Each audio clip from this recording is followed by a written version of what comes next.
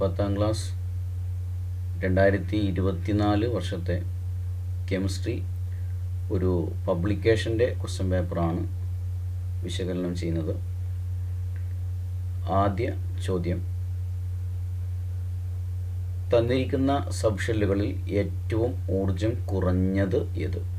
ഇവിടെ തന്നിരിക്കുന്ന സബ്ഷെല്ലുകൾ 4s, 3d, 3p, 3s എന്നാണ് അല്ലേ. ഇതിൽ ഏറ്റവും ഊർജം കുറഞ്ഞത് 3s ആണ്. ഏറ്റവും ചെറിയ സബ്ഷെല്ല് 3s ആണ്. അതിന് തന്നെയാണ് ഏറ്റവും ഊർജം കുറവുള്ളത്.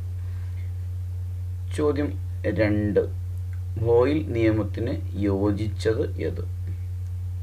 ബോയിൽ നിയമത്തിന് യോജിച്ചത് V ആനുപാതികം 1/P ആണ് അല്ലേ. ബോയിൽ നിയമം എന്ന് പറയുമ്പോൾ താപനില സ്ഥിരമായിരിക്കുമ്പോൾ മർദ്ദം വ്യാപ്തത്തിന് വിപരീത അനുപാതത്തിൽ ആയിരിക്കും അല്ലേ. ഇനി ചോദ്യം 3: ഒരു മൂലകത്തിൻ്റെ സബ്ഷെൽ ഇലക്ട്രോൺ വിന്യാസം Ne3s1 എന്നാണ്. ഇതിൻ്റെ സംയോജകത അഥവാ വാലൻസി എത്ര? അപ്പോൾ നമ്മൾ സംയോജകത മനസ്സിലാക്കുന്നതിന് വേണ്ടി അതിൻ്റെ പൂർണ്ണമായ സബ്ഷെൽ വിന്യാസം എഴുതി 1s2, 2s2, 2p6, 3s1 എന്നാണ് അല്ലേ. അപ്പോൾ ഇത് അവസാന സബ്ഷെൽ അല്ലെങ്കിൽ ഷെല്ല് ഇവിടെ വരുന്നത് 3s ആണ്. 3 ആകെ ഒരു ഇലക്ട്രോൺ അല്ലേ. അതായത് 281 എന്നാണ് ഷെൽ പ്രകാരം വരുന്നത്. അതായത് ഔട്ടർ മോസ്റ്റ് ഷെല്ലിൽ, ബാഹ്യതമ ഷെല്ലിൽ ഒരു ഇലക്ട്രോൺ ആണ്. അതായത് 3sൽ ഒരു ഇലക്ട്രോൺ മാത്രമാണുള്ളത്. ആ ഒരു ഇലക്ട്രോണാണ് രാസപ്രവർത്തന വേളയിൽ വിട്ടുകൊടുക്കുന്നത് അല്ലേ. അതിനാൽ വാലൻസി 1 ആണ് ഇവിടെ വരുന്നത്. ഇനി ചോദ്യം 4: താഴെ തന്നിരിക്കുന്നവയിൽ നേർപ്പിച്ച ഹൈഡ്രോക്ലോറിക് ആസിഡുമായി പ്രവർത്തിച്ച് ഹൈഡ്രജൻ സ്വതന്ത്രമാക്കാൻ കഴിവുള്ള ലോഹമേത്? ഇവിടെ ആൻസർ Sn അഥവാ ടിന്നാണ് വരുന്നത് അല്ലേ. അതിൻ്റെ പ്രത്യേകത ഹൈഡ്രജന് മുകളിലാണ് ഈ ലോഹം ടിന്ന് വരുന്നത്. പക്ഷേ കോപ്പർ, സിൽവർ, എയു ഇത് ക്രിയാശീല ശ്രേണിയിൽ ഹൈഡ്രജന് താഴെ വരുന്ന ലോഹങ്ങളാണ് അല്ലേ. അപ്പോൾ ഇവക്ക് നേർപ്പിച്ച ഹൈഡ്രോക്ലോറിക് ആസിഡുമായി ഹൈഡ്രജനെ സ്വതന്ത്രമാക്കാനുള്ള കഴിവില്ലാത്ത ലോഹങ്ങളാണ് കോപ്പർ, സിൽവർ, എയു. ഈ Sn അതായത് ടിന്നിന് മാത്രമാണ് കഴിവുള്ളത്. ഇനി ചോദ്യം 5: വാതക തന്മാത്രകൾ പാത്രത്തിൻ്റെ ഉൾഭിത്തിയുമായി കൂട്ടിയിടിക്കുന്നതിൻ്റെ ഫലമായി ഉണ്ടാകുന്ന വാതക സവിശേഷതയാണ് ഡാഷ്. വാതക തന്മാത്രകൾ പാത്രത്തിൻ്റെ ഉൾഭിത്തിയുമായി കൂട്ടിയിടിക്കുന്നതിൻ്റെ ഫലമായി ഉണ്ടാകുന്ന വാതക സവിശേഷതയാണ് മർദ്ദം അഥവാ വാതകമർദ്ദം എന്നും പറയാം. ഇനി ചോദ്യം 6: തണുത്ത ജലവുമായി തീവ്രമായി പ്രവർത്തിക്കുന്ന ഒരു ലോഹത്തിൻ്റെ പേരെഴുതുക. തണുത്ത ജലവുമായി തീവ്രമായി പ്രവർത്തിക്കുന്ന ലോഹത്തിൻ്റെ പേരാണ് സോഡിയം അല്ലേ. സോഡിയമാണ് അത്. അതുപോലെ തന്നെ ഇവിടെ ചൂടുള്ള ജലവുമായി പ്രവർത്തിക്കുന്ന ലോഹമാണ് മഗ്നീഷ്യം അല്ലേ. മനസ്സിലാക്കുക. ചോദ്യം ബി: ഈ പ്രവർത്തനത്തിൽ സ്വതന്ത്രമാകുന്ന വാതകമേത്? ഹൈഡ്രജൻ വാതകമാണ് സ്വതന്ത്രമാകുന്നത്. ഓക്കെ. ഇനി ചോദ്യം 7: കോപ്പറിൻ്റെ അറ്റോമിക നമ്പർ 29 ആണ്.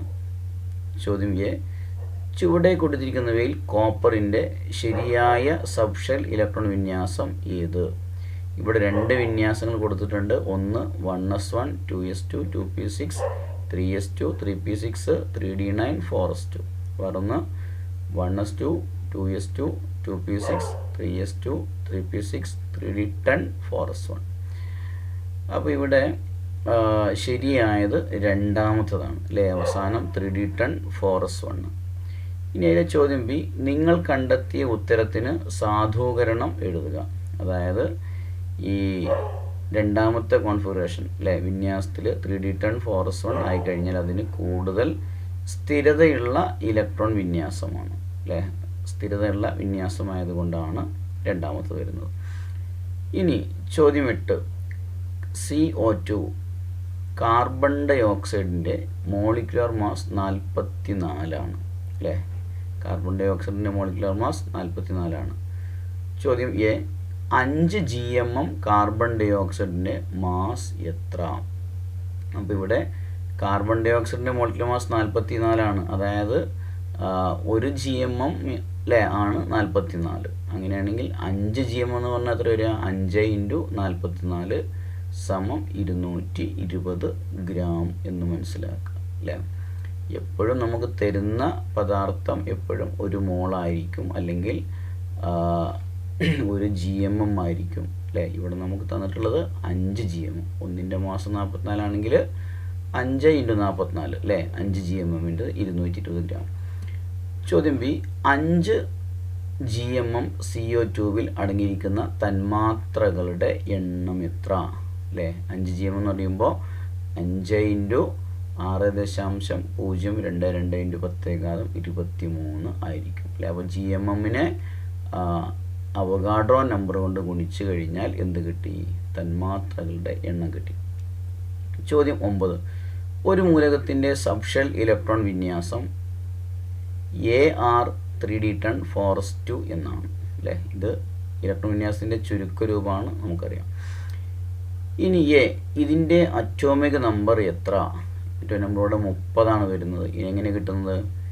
ഇവിടെ AR-ൻ്റെ നമ്പർ അല്ലേ, അറ്റോമിക് നമ്പർ 18, ആർഗൺ 18 18 കഴിഞ്ഞാൽ പിന്നെ 3D 10, 28 4s 2, 30 അല്ലേ. അങ്ങനെയാണ് അറ്റോമിക് നമ്പർ 30 വരുന്നത്.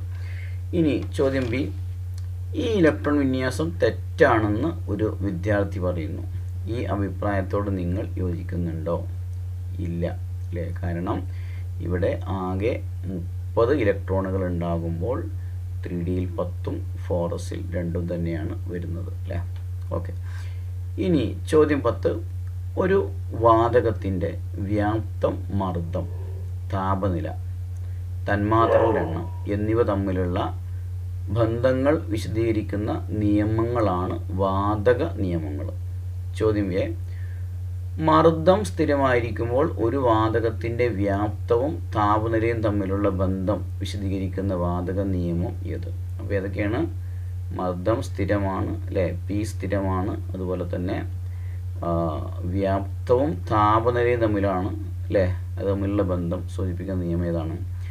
ചാൾസ് നിയമമാണ് ആൻസർ. ഇനി ചോദ്യം ബി, മുകളിൽ പറഞ്ഞ വാതക നിയമത്തിൻ്റെ ഗണിത രൂപം എഴുതുക. എങ്ങനെയാണ്? V/T എന്നാണ്. V എന്ന് പറയുന്നത് വ്യാപ്തമാണ് അല്ലേ, വോളിയം, വ്യാപ്തം, T ടെമ്പറേച്ചർ അല്ലേ, താപനില ആണ്. ഇനി ചോദ്യം 11. A എന്ന മൂലകത്തിന് 2 ഷെല്ലുകളുണ്ട്. ഇതിൻ്റെ അവസാന 2 ഇലക്ട്രോണുകൾ വന്നു ചേരുന്നത് P സബ്ഷെല്ലിലാണ്. അപ്പോൾ ഒന്നുകൂടി ശ്രദ്ധിക്കാം. A എന്ന മൂലകത്തിന് 2 ഷെല്ലുകളാണ് ആകെയുള്ളത്. അതായത് K ഷെല്ലും L ഷെല്ലും ആണുള്ളത് അല്ലേ. ഇതിൻ്റെ അവസാന 2 ഇലക്ട്രോണുകൾ വന്നു ചേരുന്നത് P സബ്ഷെല്ലിലാണ്. എന്ന് പറഞ്ഞാൽ Pയിലാകെ 2 ഇലക്ട്രോണുകൾ മാത്രമേ ഉള്ളൂ P സബ്ഷെല്ലിൽ. അപ്പോൾ നമ്മളതെങ്ങനെ എഴുതാം? ചോദ്യം A മൂലകത്തിൻ്റെ അറ്റോമിക് നമ്പർ എത്ര അല്ലേ. അത് കിട്ടാൻ വേണ്ടി നമ്മളത് ഈ സബ്ഷെൽ വിന്യാസം, പൂർണ്ണമായ സബ്ഷെൽ വിന്യാസം എഴുതാണ്. അപ്പോൾ ആകെ 2 ഷെല്ലാണുള്ളത് അല്ലേ. ഇത് 1s വരുന്നത് K ഷെല്ലിലാണ്, 2sഉം 2pയുമാണ് പിന്നെ L ഷെല്ലിലുണ്ടാവുക.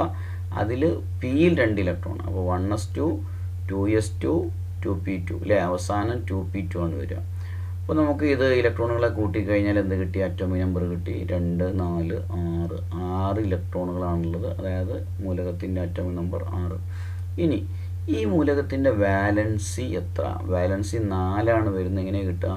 ഇവിടെ നമുക്ക് 2, 2, 4 അല്ലേ. അല്ലെങ്കിൽ ഷെൽ പ്രകാരം 2, 4 എന്ന് എഴുതുന്നത്. രണ്ടാമത്തെ ഷെല്ലാണ് 2s 2p ഉള്ളത്. അപ്പോൾ 2, 4 എന്ന് എഴുതുമ്പോൾ വായുതമോഷനിൽ 4 ആണെന്നുണ്ടെങ്കിൽ വീണ്ടും 4 ഇലക്ട്രോണും കൂടെ വേണം അല്ലേ. അപ്പോൾ അതിൻ്റെ വാലൻസി 4. അഷ്ടകം അല്ലെങ്കിൽ 8 പൂർത്തീകരിക്കാൻ 4 കൂടെ വേണം. 4 വാലൻസി അല്ലെങ്കിൽ സംയോജകത. ഇനി സി ക്വസ്റ്റ്യൻ, ഈ ആറ്റത്തിലെ എസ് ഇലക്ട്രോണുകളുടെ എണ്ണം എത്ര അല്ലേ. അതായത് എസ് സബ്ഷെല്ലിലെ ഇലക്ട്രോണുകളുടെ എണ്ണം എത്ര എന്നാണ്. എത്രയാണ് ഇവിടെ? 1s 2 ഇലക്ട്രോൺ, 2s 2 ഇലക്ട്രോൺ, 2 4 ഇലക്ട്രോണുകളാണ് എസ് സബ്ഷെല്ലിലുള്ളത്. ഇനി ചോദ്യം 12. ഒരു പരീക്ഷണത്തിൽ ഒരു ബീക്കറിലെടുത്ത സിൽവർ നൈട്രേറ്റ് ലായനിയിൽ ഒരു കോപ്പർ ദണ്ട് മുക്കി വെച്ചിരിക്കുന്നു. അപ്പോൾ എന്താണ്, ഒരു ബീക്കറിൽ സിൽവർ നൈട്രേറ്റ് ലായനി എടുത്തിട്ടുണ്ട്, അതിലേക്ക് കോപ്പർ ദണ്ട് മുക്കി വെച്ചു അല്ലേ. ഇനി ചോദ്യങ്ങൾ എന്തൊക്കെയാണ്? ചിത്രതാണ് ചോദ്യം. ഈ പരീക്ഷണത്തിൽ ലഭിക്കുന്ന ഏതെങ്കിലും 2 നിരീക്ഷണങ്ങൾ എഴുതുക അല്ലേ. കാണാവുന്ന 2 നിരീക്ഷണങ്ങൾ എഴുതാൻ.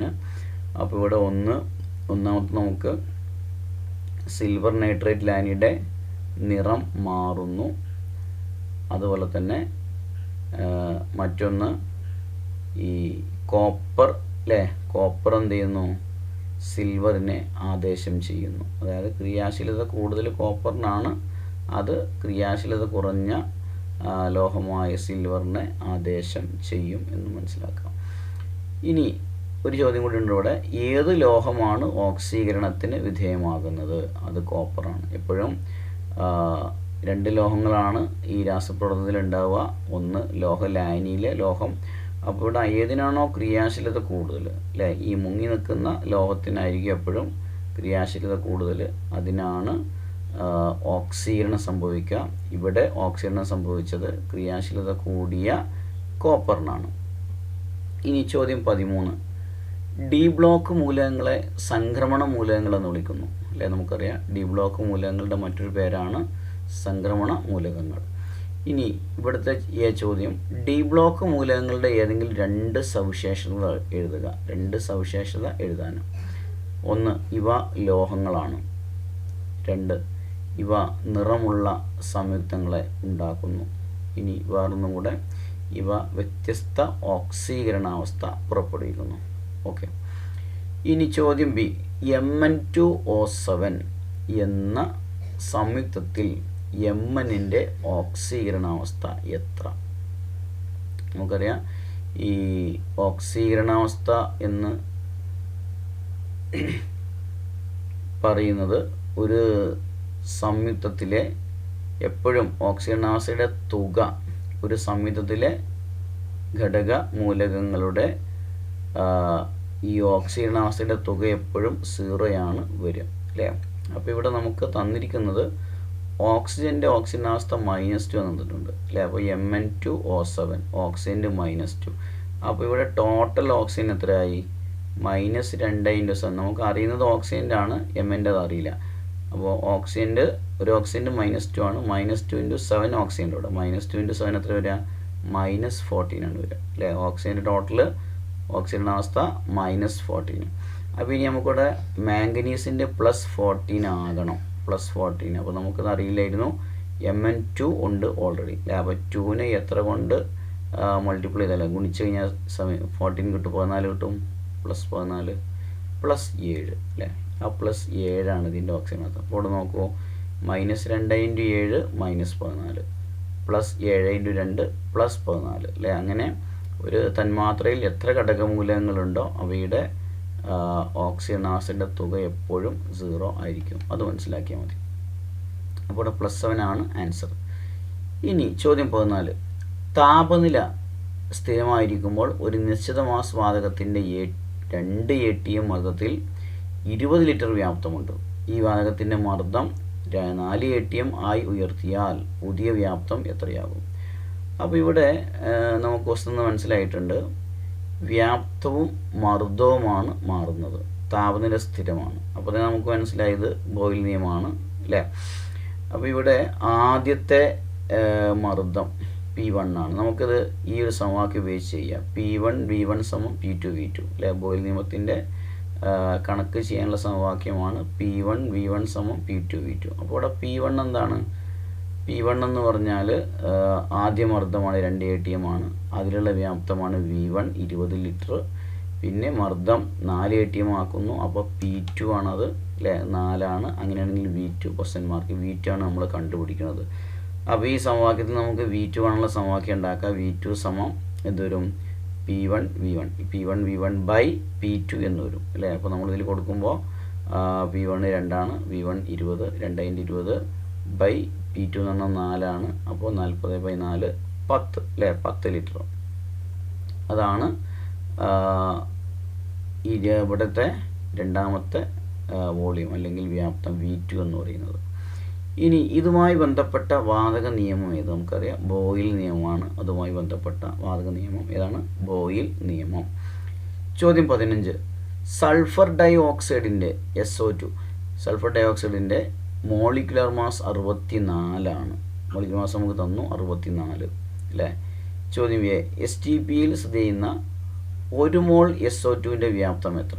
നമുക്കറിയാം STPയിലുള്ള ഏത് വാതകമാകട്ടെ 1 മോൾ എന്ന് പറഞ്ഞാൽ എത്രയാണ്? 22.4 ലിറ്ററാണ്. അത് മനസ്സിലാക്കുക.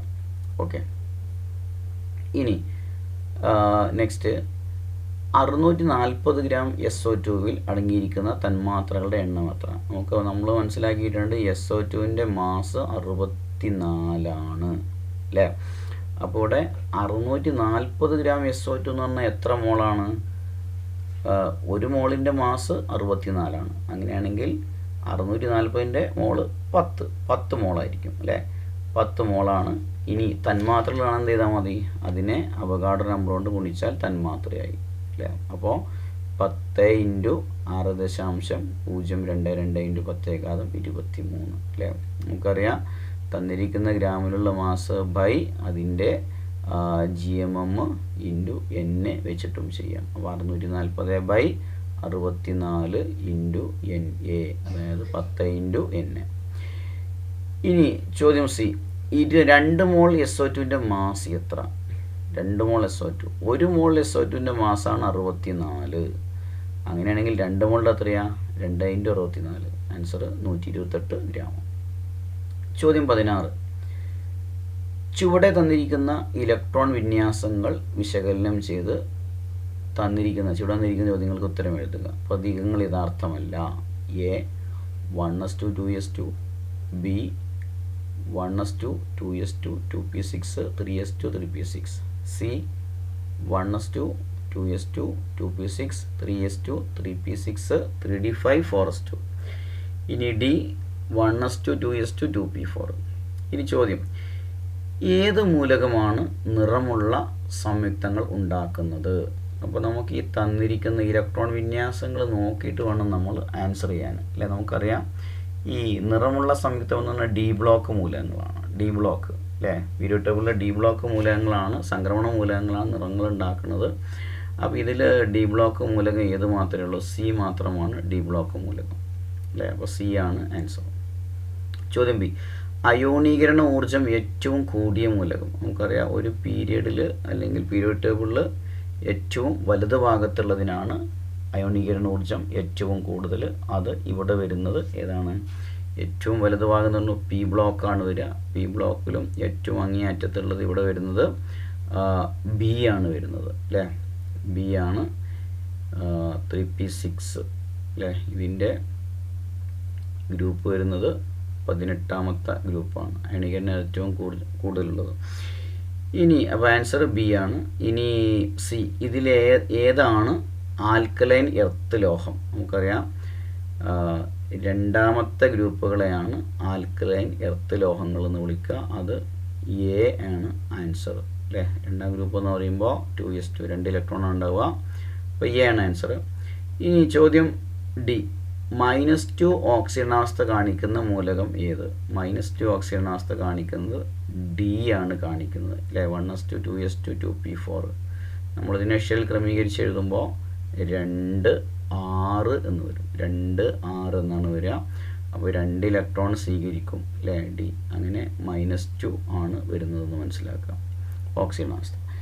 ഇനി ചോദ്യം 17. CH4ൻ്റെ മോളിക്കുലർ മാസ് 16 ആണ്. CH4 മീഥേൻ ആണ് അല്ലേ. മീഥേൻ്റെ മോളിക്കുലർ മാസ് 16 ആണ്. ചോദ്യം A. ഒരു GMM CH4ൻ്റെ മാസ് എത്ര അല്ലേ. നമുക്കറിയാം 1 GMM എന്ന് പറഞ്ഞാൽ അതിൻ്റെ ഒരു മോളിക്കുലർ മാസാണ്. അപ്പോൾ CH4 നമ്മൾ കാണുമ്പോൾ കാർബണിൻ്റെ മാസ് 12 ആണ്, ഹൈഡ്രജൻ്റെ മാസ് 1 ആണ്. ഇവിടെ 4 ഹൈഡ്രജൻ. അപ്പോൾ 12 + 4 16 ഗ്രാമാണ് ഒരു GMM CH4 എന്ന് പറഞ്ഞാൽ. ഇനി അതിലെ ചോദ്യം B. STPയിൽ സ്ഥിതി ചെയ്യുന്ന 112 ലിറ്റർ CH4 വാതകത്തിൽ അടങ്ങിയിരിക്കുന്ന മോളുകളുടെ എണ്ണം മനസ്സിലാക്കുക. STPയിൽ നമുക്ക് തരുന്ന അല്ലെ, എങ്ങനെ നമ്മൾ മോളിനെ കാണുക, നമുക്ക് തന്നിരിക്കുന്ന മോൾ 112 STPയിലെ 1 മോൾ വ്യാപ്തം എത്രയാണ്, 22.4 സമം 5 മോൾ അല്ലേ. അത് നിങ്ങളിവിടെ മനസ്സിലാക്കുക. ഇതൊന്ന് STPയിലുള്ള 1 മോൾ എന്ന് പറഞ്ഞാൽ 22.4 ആണ്. STPയിലെ 2 മോള് 44.8 ആണ്. 3 മോള് 67.2 ആണ്. 4 മോള് 89.6 ആണ്. ഇനി 5 മോൾ 112. അപ്പോൾ ഈ ഓർഡർ ഒന്ന് പഠിച്ചു വെച്ച് കഴിഞ്ഞാൽ നമുക്ക് ഏത് വെച്ചാലും മനസ്സിലാക്കാൻ പറ്റും അല്ലേ. ഇനി ഇവിടുത്തെ ബി ക്വസ്റ്റ്യൻ ST അത് നമ്മൾ പറഞ്ഞില്ലേ 5 മോള്. ഇനി C ക്വസ്റ്റ്യൻ 2 × 6.022 × 10 23 CH4 തന്മാത്രകളുടെ മാസ് എത്ര. അപ്പോൾ നമുക്കറിയാം ഒരു CH4ൻ്റെ മാസ് എന്ന് പറഞ്ഞാൽ എത്രയാണ്, 16 ആണ് നമുക്ക് കിട്ടി അല്ലേ. ഇവിടെ 2 തന്മാത്ര, അപ്പോൾ 2 × 16 = 32. ചോദ്യം D, 80 ഗ്രാം CH4ൽ മീഥേനിൽ അടങ്ങിയ ആകെ ആറ്റങ്ങളുടെ എണ്ണം എത്ര. 80 ഗ്രാമാണ് വരുന്നത്. അപ്പോൾ നമുക്ക് ആദ്യം നമ്മളതിനെ മുകളിലേക്ക് മാറ്റി അല്ലേ. 80 ഗ്രാം എന്ന് പറയുമ്പോൾ 80/16 = 5 മോളാണ് വരിക അല്ലേ. ഇനി നമ്മൾ എന്ത് ചെയ്യണം, അതിനെ 5 അല്ലേ. അപ്പോൾ തന്മാത്രകളുടെ എണ്ണം എന്ത് കിട്ടും, 5 × n, 5 × n, അതായത് 5 ൻ്റെ അവകാശ നമ്പർ എന്ന് കിട്ടും. ഇനി ആറ്റങ്ങളുടെ എണ്ണമാണെങ്കിൽ അതിനെ നമ്മൾ വീണ്ടും എന്ത് ചെയ്യണം, അറ്റോമികത കൊണ്ട് ഗുണിക്കുക. അതിലായത് ആകെ ആറ്റങ്ങൾ CH4ൽ ആകെ എത്ര ആറ്റമുണ്ട്, കാർബൺ 1, ഹൈഡ്രജൻ 4, ആകെ 5 ആറ്റങ്ങളുണ്ട്. അപ്പോൾ 5 × 5 × n എന്ന് കിട്ടും. അതായത് 25 × 6.022 × 10 23. ഇനി ചോദ്യം 18. മാംഗനീസിൻ്റെ അറ്റോമിക് നമ്പർ അല്ലേ, മാംഗനീസ് Mn അറ്റോമിക് നമ്പർ 25 ആണ്. ചോദ്യം A, മാംഗനീസിൻ്റെ സബ്ഷെൽ ഇലക്ട്രോൺ വിന്യാസം എഴുതുക. മാംഗനീസ് 25 ആണ്. അപ്പോൾ 1s2 2s2 2p6 3s2 3p6 3d5 4s2 അല്ലേ. 3p കഴിഞ്ഞാൽ ഇലക്ട്രോൺ പോകുന്നു 4s2ലേക്കാണ്. അപ്പോൾ 20 പിന്നെ ബാക്കിയുള്ള 5 എണ്ണം 3dയിലേക്ക്. അപ്പോൾ അവസാന ഇലക്ട്രോൺ 3dയിലാണ്. ഇനി ചോദ്യം B, Mn3+ അയോണിൻ്റെ സബ്ഷെൽ ഇലക്ട്രോൺ വിന്യാസം എഴുതുക.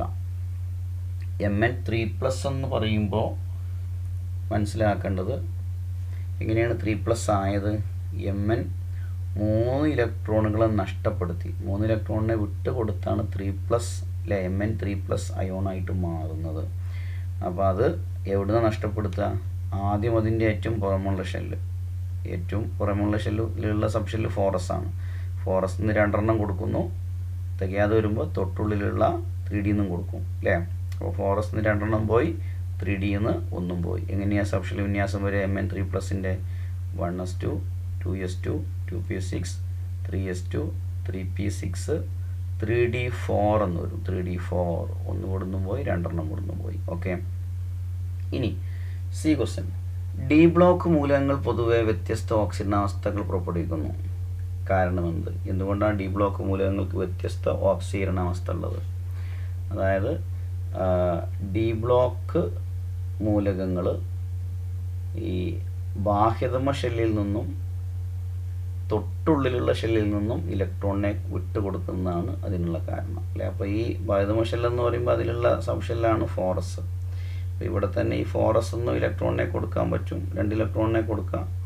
അതുപോലെ തന്നെ അതേ സമയം തന്നെ എന്ത് ചെയ്യും, ഈ 3dയിൽ നിന്ന് ഇലക്ട്രോണിനെ വിട്ടുകൊടുക്കും. അതായത് ഈ ബാഹ്യതമ ഷെല്ലിനേക്കാളും ഊർജം അല്ലേ കുറച്ച് രണ്ടും തമ്മിലുള്ള ഈ ബാഹ്യതമ ഷെല്ലും തൊട്ടുള്ളിലുള്ള ഷെല്ലും തമ്മിലുള്ള ഊർജ്ജങ്ങൾ വളരെ കുറഞ്ഞ വ്യത്യാസമേ ഉള്ളൂ. അതുകൊണ്ടാണ് ഈ 2 ഷെല്ലിൽ നിന്നും ഇലക്ട്രോണിനെ വിട്ടുകൊടുക്കാൻ കഴിയുന്നത് അല്ലേ. ഇത് 3ാമത്തെ ഷെല്ലാണ്, ഇത് 4ാമത്തെ ഷെല്ലാണ്. അപ്പോൾ 2 ഷെല്ലിൽ നിന്ന് ഇലക്ട്രോണിനെ വിട്ടുകൊടുക്കുന്നുണ്ട്. അപ്പോൾ ഇവർക്ക് മാത്രമുള്ള ഒരു പ്രത്യേകതയാണ് അത് കേട്ടോ. ഇനി ചോദ്യം 19. സ്ഥിര താപനിലയിൽ സ്ഥിതി ചെയ്യുന്ന ഒരു നിശ്ചിത മാസ് വാതകവുമായി ബന്ധപ്പെട്ട വിവരങ്ങളാണ് പട്ടികയിൽ തന്നിരിക്കുന്നത്. മർദ്ദം, വ്യാപ്തം, 2 ATM ആയിരിക്കും വ്യാപ്തം 40. അടുത്തത് മർദ്ദം തന്നിട്ടുള്ള എക്സ് ആണ്, വ്യാപ്തം 20 അല്ലേ. വ്യാപ്തം കുറഞ്ഞു, അപ്പോൾ നമുക്കറിയാം മർദ്ദം കൂടുന്നു നമുക്കറിയാം. ഇനി ഇവിടെ മർദ്ദം 8 അപ്പോൾ വ്യാപ്തം തന്നിട്ടില്ല വൈ. ഇനി ചോദ്യങ്ങൾ നോക്കാം. എക്സ് വൈ ഇവ കണ്ടെത്തുക അല്ലേ. പെട്ടെന്ന് കണ്ടുപിടിക്കാമെന്നല്ലേ ഉള്ളൂ. ഇവിടെ 2 ATM ആണ് മർദ്ദം, അപ്പോഴുള്ള വ്യാപ്തം 40. ഇനി വ്യാപ്തം നേർപകുതിയായി കുറഞ്ഞു. വ്യാപ്തവും മർദ്ദം എപ്പോഴും എങ്ങനെയാണ്? വിപരീത അനുപാതത്തിലാണ് അല്ലേ. അപ്പോൾ ഇവിടെ വ്യാപ്തം നേർപകുതിയായി കുറയുമ്പോൾ മർദ്ദം എന്ത് ചെയ്യണം? നേർ ഇരട്ടിയാക്കണം അല്ലേ. 2ൻ്റെ ഇരട്ടി 4, അപ്പോൾ എക്സ് 4 വരിക. ഇനി നെക്സ്റ്റ് വീണ്ടും മർദ്ദം ഇരട്ടിയായി, 4ൻ്റെ ഇരട്ടി 8 ATM ആയി. അപ്പോൾ ഇവിടെ വീണ്ടും എന്ത് ചെയ്യണം?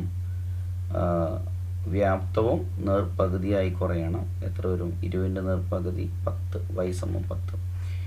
ഇതുമായി ബന്ധപ്പെട്ടിരിക്കുന്ന വാതക നിയമം നമുക്കറിയാം. വ്യാപ്തവും മർദ്ദവുമാണെന്നുണ്ടെങ്കിൽ അത് ബോയിൽ നിയമമാണ്. പക്ഷേ വ്യാപ്തവും താപനിലയും ആണെങ്കിലോ അത് ചാൾസ് നിയമമാണ്. അതുപോലെ വ്യാപ്തവും തന്മാത്രകളുടെ എണ്ണവുമാണെന്നുണ്ടെങ്കിൽ അത് അവഗാഡ്രോ നിയമവുമാണ്. അപ്പോൾ ഇവിടെ ഉള്ളത് ഏതൊക്കെയാണ്? വ്യാപ്തവും മർദ്ദവും തമ്മിലുള്ള ബന്ധമാണ് ബോയിൽ നിയമം. ഇനി സി ക്വസ്റ്റ്യൻ, ഈ വാതക നിയമം പ്രസ്താവിക്കുക. എന്താണ് ബോയിൽ നിയമം? സ്ഥിര താപനിലയിൽ ഒരു നിശ്ചിത മാസ് വാതകത്തിൻ്റെ വ്യാപ്തം മർദ്ദത്തിന് വിപരീത അനുപാതത്തിൽ ആയിരിക്കും. ഓക്കെ. ഇനി ചോദ്യം 20. എക്സ് എന്ന മൂലകത്തിൻ്റെ ബാഹ്യതമ സബ്ഷെൽ ഇലക്ട്രോൺ വിന്യാസം 2s2 2p2 എന്നാണ്. അപ്പോൾ എക്സിൻ്റെ ബാഹ്യതമ സബ്ഷെൽ വിന്യാസം എത്രയാണ്? 2s2 2p2. ചോദ്യം എ, എക്സ് എന്ന മൂലകത്തിൻ്റെ ഗ്രൂപ്പ് നമ്പറും ബ്ലോക്കും കണ്ടെത്തുക. അപ്പോൾ ഇവിടെ ഇതിൻ്റെ ബ്ലോക്ക് ഗ്രൂപ്പും കാണണം. നമുക്കറിയാം അവസാന ഇലക്ട്രോണുകൾ വന്നു ചേരുന്ന സബ്ഷെല്ലാണ് അതിൻ്റെ ബ്ലോക്ക്. അല്ല, 2p2 ആണ്. പി ബ്ലോക്കാണ് ഈ മൂലകം. പി ബ്ലോക്ക് എങ്ങനെയാണ് പി ബ്ലോക്കിൻ്റെ ഗ്രൂപ്പ് കാണുക? അവസാന ഇലക്ട്രോണിനോട് 12 കൂട്ടുക അല്ലേ. അപ്പോൾ 2 + 12 14 അതിൻ്റെ ഗ്രൂപ്പ്. അപ്പോൾ ഗ്രൂപ്പ് 14 ബ്ലോക്ക് പി. ഇനി ചോദ്യം ബി, എക്സ് എന്ന മൂലകം ക്ലോറിനുമായി ചേർന്നുണ്ടാകുന്ന സംയുക്തത്തിൻ്റെ രാസസൂത്രം എഴുതുക. സൂചന, ക്ലോറിൻ്റെ സംയോജകത 1 അല്ലേ. അപ്പോൾ ഇവിടെ നമ്മൾ മനസ്സിലാക്കേണ്ടത് എക്സിൻ്റെയും സംയോജകത നമുക്ക് അറിഞ്ഞിരിക്കണം. അപ്പോൾ എക്സ് എന്ന് പറഞ്ഞാൽ 2s2 2p2 എന്നാണ് അല്ലേ. അപ്പോൾ ടോട്ടൽ നമ്മൾ എഴുതുമ്പോൾ 1s2 2s2 2p6 എന്ന് വരും അല്ലേ. അപ്പോൾ 2 ഫസ്റ്റ് 1s2, അപ്പോൾ അത് 2 K ഷെല്ല്. പിന്നെ 2s ഉം 2p വരുന്നത് L ഷെല്ലിലാണ്. ആകെ ഇലക്ട്രോൺ 4. അപ്പോൾ 2 4 എന്നാണ് ഇതിൻ്റെ ഷെൽ ഇലക്ട്രോൺ വിന്യാസം. അപ്പോൾ ഇനി 4 ഇലക്ട്രോണുകളൂടെ ഇതിന് വേണം അല്ലേ. അപ്പോൾ എക്സിൻ്റെ സംയോജകത 4. എക്സിൻ്റെ സംയോജകത 4 അതുപോലെ തന്നെ CLൻ്റെ സംയോജകത 1 വരുന്നത് അല്ലേ. അപ്പോൾ നമ്മൾ അതിൻ്റെ രാസസൂത്രം എങ്ങനെ എഴുതും? XCl എന്ന് എഴുതും അല്ലേ. XCl എന്ന് എഴുതിയിട്ട് സംയോജകത പരസ്പരം മാറ്റി കൊടുക്കുക. എക്സിൻ്റെ 4 എന്നുള്ള സംയോജകത ക്ലോറിന് കൊടുക്കുക. ക്ലോറിൻ്റെ 1 ആർക്ക് കൊടുക്കണം? എക്സിന് കൊടുക്കുക താഴോട്ട് അല്ലേ. 1 നമ്മൾ കാണിക്കേണ്ട ആവശ്യമില്ല. അപ്പോൾ എന്തെഴുതും? XCl4 എന്ന് എഴുതും. ഓക്കെ. ഇനി ഇതിലെ അവസാന ചോദ്യം, പീരിയോഡിക് ടേബിളിൽ എക്സ് എന്ന മൂലകത്തിന് തൊട്ട് താഴെ കാണുന്ന മൂലകത്തിൻ്റെ പൂർണ്ണമായ സബ്ഷെൽ ഇലക്ട്രോൺ വിന്യാസം എഴുതുക. അപ്പോൾ മനസ്സിലാക്കേണ്ടത് എക്സിൻ്റെ വിന്യാസം നമുക്ക് തന്നിട്ടുണ്ട്.